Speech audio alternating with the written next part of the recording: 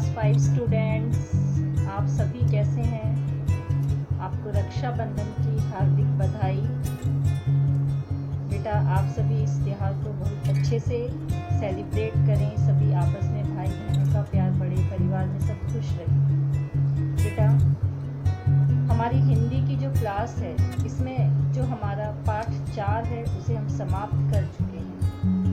आप सभी जानते हैं कि पाठ 4 समाप्त हो गया। इसके प्रश्न उत्तर, शब्दार्थ, कठिन शब्द, त्योहार से संबंधित निबंध या लेख जो भी कहेंगे हम कर चुके हैं, जिसमें आपको 10 वाक्य लिखने थे अपने मनपसंद त्योहार पर।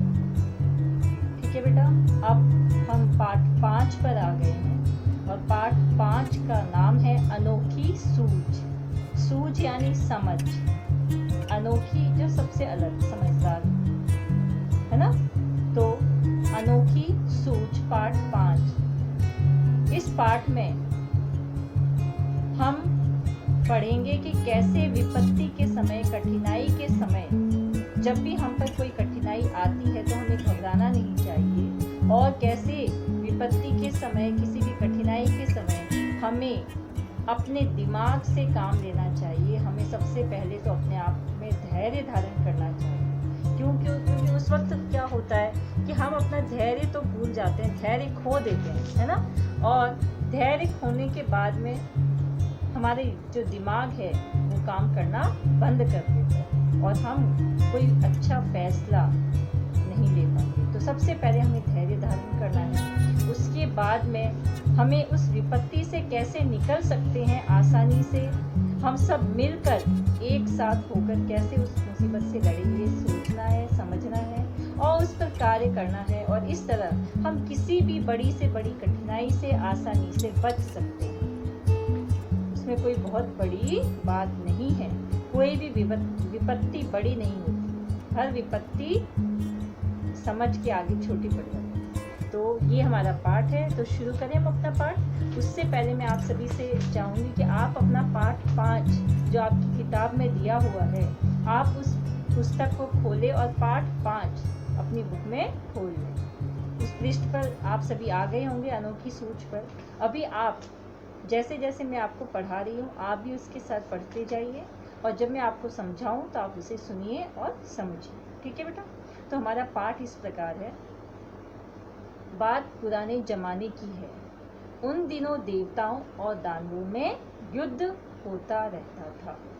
दोनों पक्ष मिलकर एक बार प्रजापति के पास गए। प्रजापति बोले, मान्यवर, हम दोनों ही आपकी संतान हैं। बताइए कि हम दोनों में बुद्धि में कौन बड़ा है। उनकी बात सुनकर प्रजापति मुस्कुराए, मन में सोचने लगे, किसे बड़ा बताऊं। देवताओं को बड़ा बताता हूँ तो दानव नाराज होते हैं, दानवों को बड़ा बताता हूँ तो देवता नाराज होते हैं। हो सकता है तब दोनों आपस में लड़ने लगे। तो बेटा, ये जो हमारा पहला पैराग्राफ है, इसमें बताया बात पुराने जमाने की, जमाना यानी समय, बहुत पहले समय की बात है कि देवता और दानव, यानी जो हम जिन्हें राक्षस भी कहते हैं, ठीक है, उन दोनों में कोई बहुत बड़ी बात नहीं थी कि वो आपस में उनमें युद्ध होता था। बुराइयां फैलती हैं तो अच्छे व्यक्ति क्या करते हैं, उस बुराई को समाप्त करने के लिए उन व्यक्तियों से लड़ते हैं, ताकि उस बुराई को पहले उन्हें समझाते हैं, और फिर भी ना समझे तो आपस में युद्ध होकर या किसी भी प्रकार उस समस्या को हटाया जाता है। तो इस प्रकार दोनों में आपस में क्या होती थी, लड़ाइयाँ यानी युद्ध होते रहते।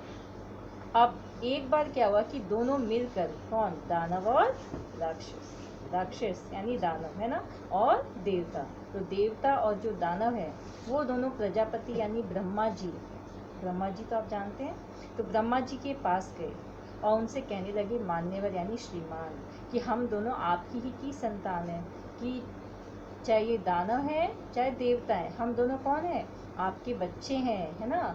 आप बताइए कि आपके इन दोनों बच्चों में बुद्धि में सबसे अधिक योग्य कौन है, समझदार कौन है। तो अब प्रजापति जी ने सोचा कि अगर मैं ये कहूँ कि नहीं, देवता समझदार हैं, तो दानव को क्या होगा, दानव नाराज हो जाएंगे, इस बात से रुष्ट हो जाएंगे। और अगर मैं ये कहता हूँ कि दानव होशियार है तो देवता रुष्ट हो जाएंगे। तो और फिर आपस में इन दोनों की फिर से लड़ाई होगी इस बात को लेकर। तो अब मुझे क्या करना चाहिए? तो आगे पढ़िए। बड़ा टेढ़ा प्रश्न था, बड़ा बताएं तो किसे बताएं? कुछ सोच कर वे बोले, इसका उत्तर कल दूंगा। आप दोनों ही कल मेरे यहाँ भोजन पर आमंत्रित हो। यानी मैं आप सबको क्या देता हूँ? आमंत्रित करता हूँ कि मेरे यहाँ पर कल भोजन है और आप सब आके क्या करेंगे? भोजन ग्रहण करेंगे। भोजन के बाद बताऊंगा कि कौन बुद्धि में श्रेष्ठ है। ठीक है, तो आप सभी में से कौन श्रेष्ठ है, इस सब के बारे में मैं आपको कल बताऊंगा। ठीक है बेटा। तो आमंत्रित करना यानी न्योता देते हैं, जैसे हम किसी को कि कल हमारे यहाँ भोजन पर पधारिए। ठीक है, ऐसे ब्रह्मा जी ने दोनों कौन? दानव और देवता दोनों को ही कहा कि आप सभी मेरे यहाँ पर कल भोजन पर पधारिए और कल मैं आपको इस प्रश्न का उत्तर भी दे दूंगा। दूसरे दिन दोनों पक्ष भोजन के लिए पहुंचे, क्योंकि ब्रह्मा जी ने बुलाया था उन्हें सम्मान से। सब दोनों आ गए। दोनों पक्ष के जो भी लोग थे, दोनों को अलग अलग कमरों में बिठाया गया। अब दोनों के लिए अलग अलग कमरों की व्यवस्था की गई थी। जितने भी दानव थे उनके लिए अलग कमरा और जो देवता थे उन सबके लिए अलग कमरा। वहाँ मिष्ठान से भरे थाल भिजवा दिए गए। मिष्ठान यानी मिठाई, और बड़े बड़े थाल होते हैं, छोटी थाली होती है, बड़े बड़े होते हैं, उन्हें हम थाल कहते हैं। तो उन थाल के अंदर उन्होंने खूब सारी मिठाइयाँ भर भर के कमरों में भिजवा दी, दोनों कमरों में। प्रजापति दानवों के कमरे में गए। उन्होंने कहा, आप लोग भोजन करें, शर्त यह है कि कोहनी को बिना मोड़े भोजन करना है। यानी हाथ बिल्कुल सीधा रहेगा, इसको आप ऐसे मोड़ेंगे नहीं, बिल्कुल सीधा रखना है और फिर भोजन करना है। यही बात उन्होंने देवताओं से भी कही। तो देवता और दानव दोनों जो थे उनसे कहा कि भोजन के लिए मैंने आपको बुलाया तो है, पर एक शर्त छोटी सी है कि आप अपनी कोहनी को मोड़ेंगे नहीं। प्रजापति की बात सुन दोनों परेशान हुए। अब दोनों कौन है? यस, देवता और दानव दोनों पक्ष के जो भी थे वो सोचने लगे कि ये कैसी शर्त है, हम खाना खाएंगे कैसे? ये तो बड़ी विपत्ति की बात है। अब भोजन भी है सामने, सुबह से भूखे भी थे कि ब्रह्मा जी ने बुलाया है, अच्छे अच्छे भोजन मिलेंगे, लेकिन अब क्या करें? वे एक दूसरे का मुंह ताकने लगे। ताकने यानी देखने लगे एक दूसरे को, और बिना बोले ही आंखों में बात करने लगे कि अब तुम बताओ भाई क्या करें। वो भी बिना बोले उससे कह रहा था, तुम बताओ क्या करें। समस्या थी, खाए तो खाए कैसे?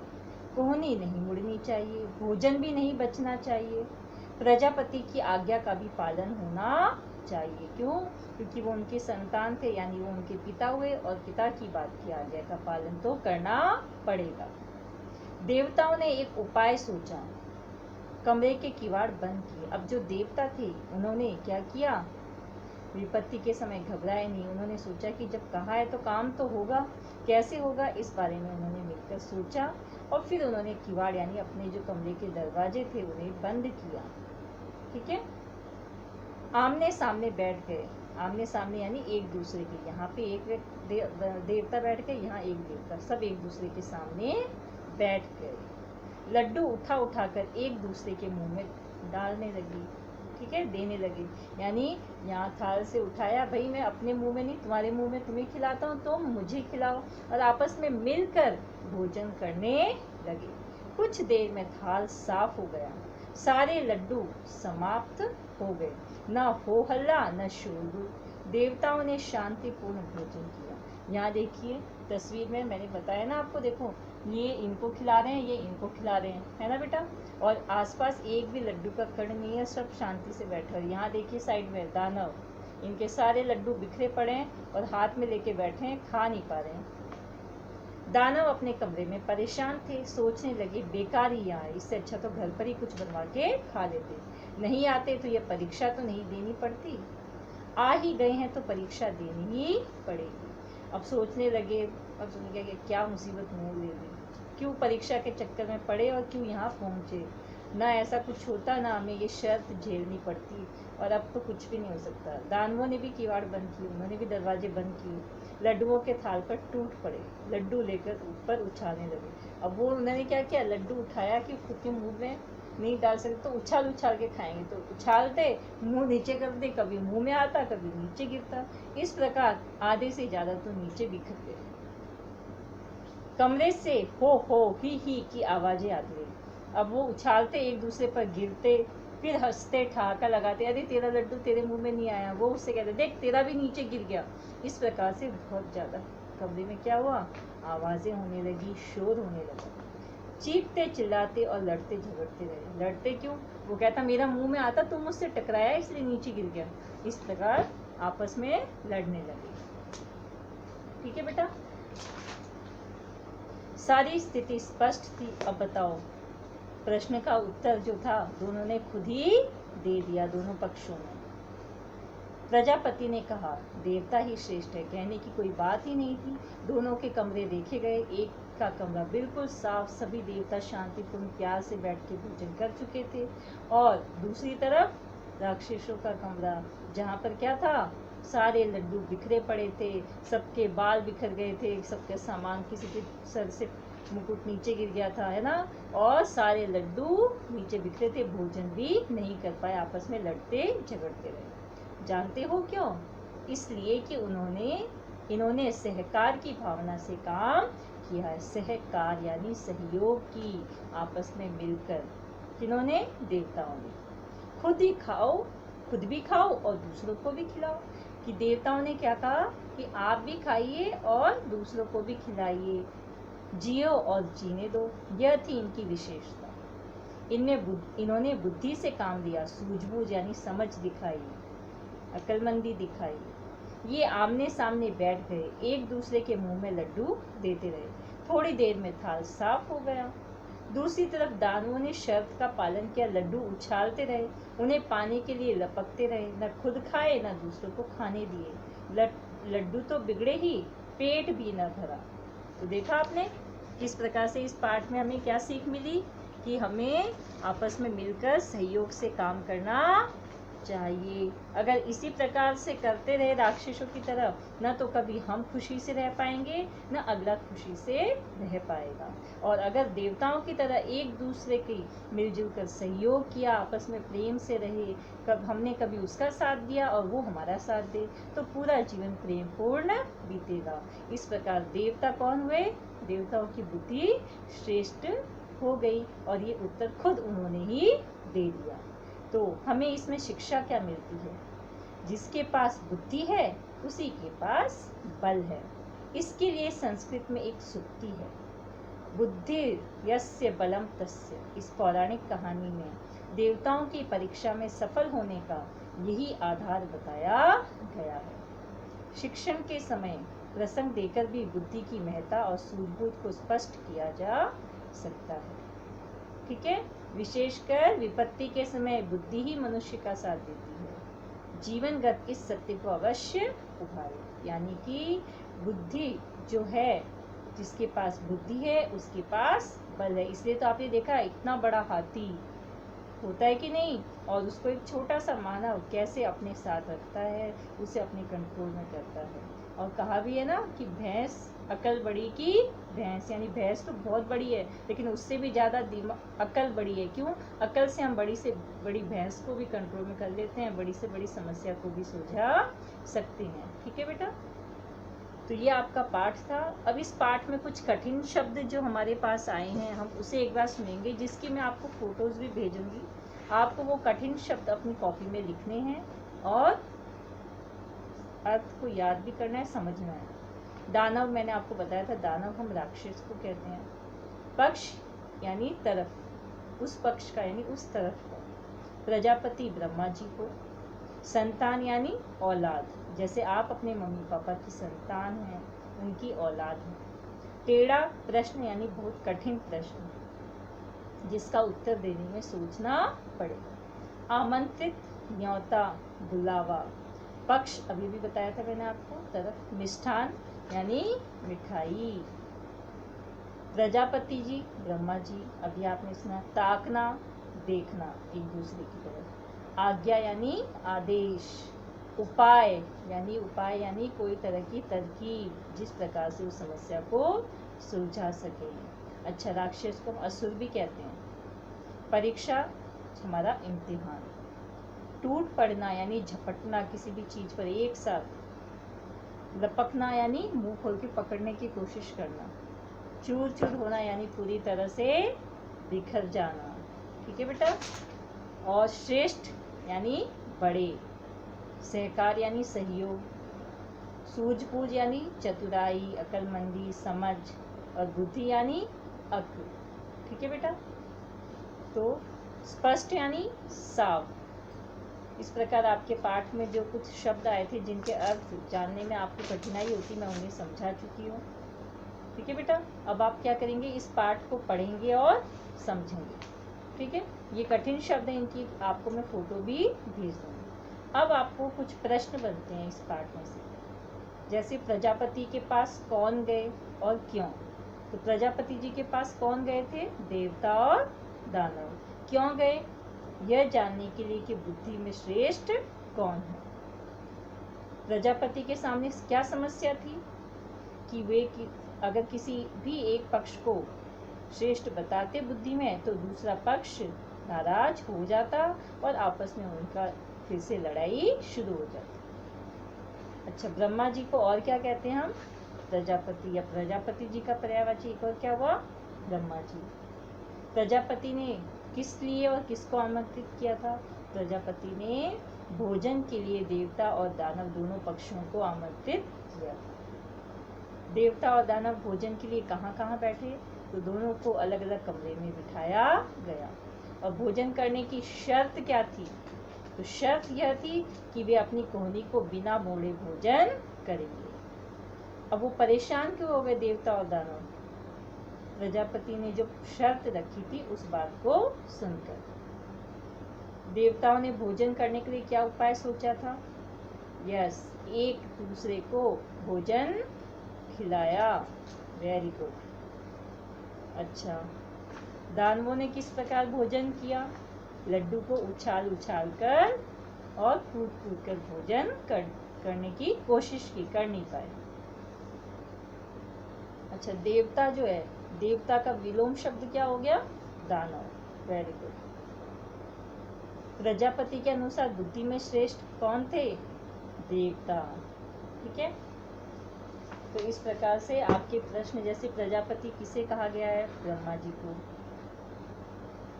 देवता और दानवों ने प्रजापति से क्या प्रश्न किया कि हम में से अधिक बुद्धिमान कौन है। इस प्रकार से आपके सारे प्रश्न मैंने करवा दिए हैं। एक प्रश्न और है आपकी बुक का ही, शोरगुल कौन कर रहे थे और क्यों, तो वो दानव कर रहे थे। क्यों, क्योंकि वो लड्डू खाने के चक्कर में उसे उछाल उछाल कर, लड्डू को फेंक फेंक कर उछल रहे थे, जिस वजह से वो एक दूसरे पर गिर रहे थे, कभी लड़ रहे थे, उससे शोरगुल हो रहा था। ठीक है बेटा। तो ये आपके प्रश्न हो चुके हैं। अब इस पाठ में कुछ मुहावरे आए हैं, कौन कौन से हम सुनेंगे। चूर चूर होना यानी कि नष्ट हो जाना, नष्ट होना। और सूझबूझ दिखाना यानी बुद्धिमानी दिखाना। ठीक है। अच्छा, तो ये आपका पाठ संपूर्ण हुआ। अब मैं इसके प्रश्न उत्तर और क्या, प्रश्न उत्तर शब्दार्थ, कठिन शब्द, इसकी आपको फोटो भेजूंगी। आपको PDF फाइल में वो आप अपनी कॉपी में करेंगे। इस तस्वीर को भी आपको अपनी कॉपी में बनाना है। पार्ट 4 की भी मैंने भेजी थी आपको, उसे भी आप सब बना चुके होंगे, प्रश्न उत्तर कर चुके होंगे बेटा। ठीक है। अब इस पाठ के बाद में एक बार इस पाठ को सिर्फ मैं पढ़ के सुनाऊंगी, समझा मैं चुकी हूँ, तो आप एक बार सिर्फ पाठ वापस सुन लीजिए। और इस पाठ को आप घर पे अपनी मम्मी पापा को, किसी भी एक को, या अपने बहन, बड़े भाई बहन है तो उनको आप ये पाठ पढ़कर सुनाएंगे। एक बार सुन लीजिए फिर से। बात पुराने जमाने की है। उन दिनों देवताओं और दानवों में युद्ध होता रहता था। दोनों पक्ष मिलकर एक बार प्रजापति के पास गए। वहां जाकर बोले, मान्यवर, हम दोनों ही आपकी संतान हैं। बताइए कि हम दोनों में बुद्धि में कौन बड़ा है। उनकी बात सुनकर प्रजापति मुस्कुराए। मन में सोचने लगे, किसे बड़ा बताऊं। देवताओं को बड़ा बताता हूँ तो दानव नाराज होते हैं, दानवों को बड़ा बताता हूँ तो देवता नाराज होते हैं। हो सकता है तब दोनों आपस में लड़ने लगे। बड़ा टेढ़ा प्रश्न था, बड़ा बताएं तो किसे बताएं। कुछ सोच कर वे बोले, इसका उत्तर कल दूंगा। आप दोनों ही कल मेरे यहाँ भोजन पर आमंत्रित हो। भोजन के बाद बताऊंगा कि कौन बुद्धि में श्रेष्ठ है। दूसरे दिन दोनों पक्ष भोजन के लिए पहुंचे। दोनों को अलग अलग कमरों में बिठाया गया। वहां मिष्ठान से भरे थाल भिजवा दिए गए। प्रजापति दानवों के कमरे में गए। उन्होंने कहा, आप लोग भोजन करें, शर्त यह है कि कोहनी को बिना मोड़े भोजन करना है। यही बात उन्होंने देवताओं से भी कही। प्रजापति की बात सुन दोनों परेशान हुए। वे एक दूसरे को का मुंह ताकने लगे। समस्या थी, खाए तो खाए कैसे? कोहनी नहीं मुड़नी चाहिए, भोजन भी नहीं बचना चाहिए, प्रजापति की आज्ञा का भी पालन होना चाहिए। देवताओं ने एक उपाय सोचा। कमरे के किवाड़ बंद किए, आमने सामने बैठ गए। लड्डू उठा उठाकर एक दूसरे के मुंह में देने लगे। कुछ देर में थाल साफ हो गया। सारे लड्डू समाप्त हो गए। न हो हल्ला न शोरगुल। देवताओं ने शांतिपूर्ण भोजन किया। दानव अपने कमरे में परेशान थे। सोचने लगे, बेकार ही यहाँ आए, नहीं आते तो ये परीक्षा तो नहीं देनी पड़ती, आ ही गए हैं तो परीक्षा देनी ही पड़ेगी। दानवों ने भी किवाड़ बंद किए। लड्डुओं के थाल पर टूट पड़े। लड्डू लेकर ऊपर उछालने लगे। लड्डू जब नीचे आते तो मुंह खोल लपकते। लड्डू जमीन पर गिरते और चूर चूर हो जाते। कमरे से हो ही की आवाजें आती रहीं। चीखते चिल्लाते और लड़ते झगड़ते रहे। सारी स्थिति स्पष्ट थी। प्रजापति ने कहा, देवता ही श्रेष्ठ हैं। जानते हो क्यों? इसलिए कि इन्होंने सहकार की भावना से काम किया है। खुद भी खाओ और दूसरों को भी खिलाओ, जियो और जीने दो, यह थी इनकी विशेषता। इन्होंने बुद्धि से काम लिया, सूझबूझ दिखाई। ये आमने सामने बैठ गए, एक दूसरे के मुंह में लड्डू देते रहे। थोड़ी देर में थाल साफ कर दिए। दूसरी तरफ दानवों ने शर्त का पालन किया। लड्डू उछालते रहे, उन्हें पाने के लिए लपकते रहे। न खुद खाए न दूसरों को खाने दिए। लड्डू तो बिगड़े ही, पेट भी न भरा। तो इस प्रकार आपका पाठ समाप्त हुआ बेटा। आप ये पाठ पढ़िएगा, अपने मम्मी पापा को सुनाइएगा। और फिर जो मैंने आपको ये जो तस्वीर हमने यहाँ बनाई है, आपको कॉपी में भी बनानी है। पार्ट 4 की भी बना दी होगी आप सभी ने, मुझे पूरा विश्वास है बेटा। अब ये पार्ट 5 क्या बताएं, अपनी कॉपी में इस चित्र को बनाएंगे। उसके प्रश्न उत्तर, शब्दार्थ, कठिन शब्द जिसकी मैं आपको PDF फाइल भेजूंगी, उसे आप पूरा करेंगे। ओके बेटा, बाय।